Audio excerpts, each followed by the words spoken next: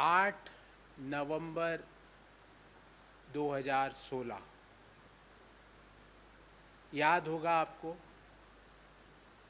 मित्रों, रात्रि के 8 बजे वो शब्द हमारे जहन में यहाँ तक बैठा हुआ है कि कोई वास्तव में हमें मित्र बोलता है तो रूह कांप जाती है। भारत की अर्थव्यवस्था को नष्ट करने का आज की 6ठी बरसी है। ये नोटबंदी की 6ठी बरसी नहीं है, ये भारतीय अर्थव्यवस्था को, भारत की विकास यात्रा को, भारत के रोजगार की यात्रा को, भारत के नौजवानों के सपनों को नष्ट करने का आज 6ठी बरसी है। आज उसकी 6ठी पुण्यतिथि है।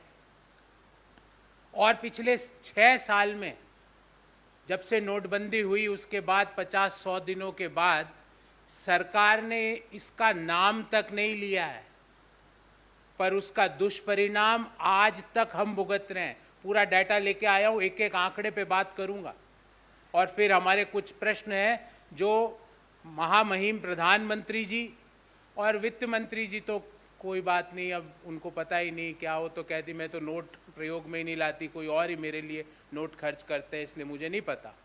पर प्रधानमंत्री जी से कुछ सवाल पूछे जाएंगे आज। साथियों, हिंदुस्तान की आजाद हिंदुस्तान की सबसे बड़ी ऑर्गेनाइज्ड लूट 7 नवंबर 2016 को नोटबंदी के द्वारा, 8 नवंबर 2016 को नोटबंदी के द्वारा भारत सरकार द्वारा की गई। इससे बड़ी ऑर्गेनाइज्ड लूट 8 नवंबर 2016 के अलावा कोई इससे बड़ी ऑर्गेनाइज्ड लूट देश में कभी नहीं हुई। This is a largest organized loot of our country. ये हमारी अर्थव्यवस्था को बर्बाद करने वाला दिन है।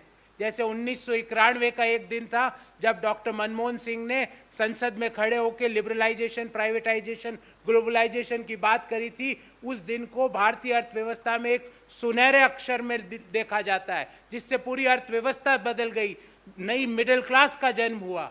वैसे के वैसे 8 नवंबर 2016 का दिन भारत की अर्थव्यवस्था को समाप्त करने का दिन था।